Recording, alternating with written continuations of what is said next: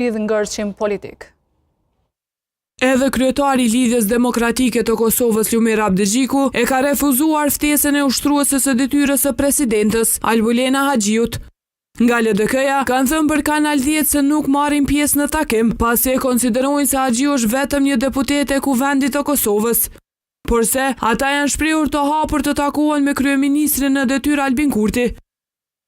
LDK nuk merr pjesë në takimin e thirrur nga zonja Haxhiu, pasi që konsiderojnë se ai është vetëm një nga deputetët e Kuvendit të Kosovës. Ne jemi të hapur të bisedojmë me kryetarin e lëvizjes vetëvendosje, zotrin Albin Kurti, që sa më shpejt ta zhbllokojmë situatën politike në vend, duke i ofruar Kosovës president. Për çështjen e presidentit, deputeti i LDK-s Pares Guri ka thënë se kjo parti është e gatshme të kontribojë për tejkalimin e krizës dhe për zhbllokimin e institucioneve të vendit. Zgjedhje duhet me i evitu për arsye që nuk ka asnjë arsye pse vendi duhet me shku në zgjedhje.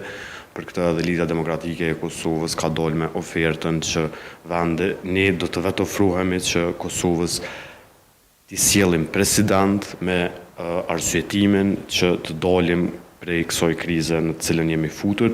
Për analistin politik Burim Korça, gatishmëria e LDK-s për president konsensual mund të jetë në favor të saj në të ardhmen, nëse arrihet pajtim me lëvizjen vetëvendosje.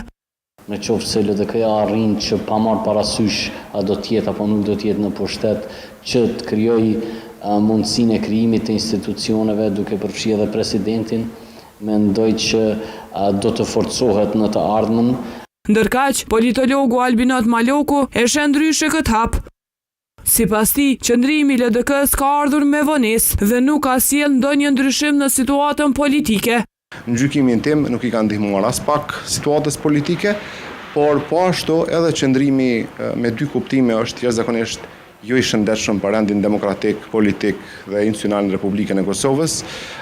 Tentimi për t'ju larguar gjëse subjekteve tjera parlamentare dhe për të krijuar një identitet vetin është jo i sqarueshëm. Në fundit Lidhja Demokratike e Kosovës prej kohësh duke vuajtur për një identitet dhe për rrjedhojnë konsideroj që nuk i kanë ndihmuar as pak rrjedhë politike në vend. Ndryshe, ftesën për takim e ka refuzuar edhe Partia Demokratike e Kosovës dhe Aleanca. Takimi, sipas thirrjes së Haxhiut, do të ishte konsultativ dhe do të mbahej në lidhje me zhvillimet aktuale politike e institucionale dhe për rëndësinë e arritjes së marrëveshjes për president konsensual e edhe për formimin e institucioneve të tjera.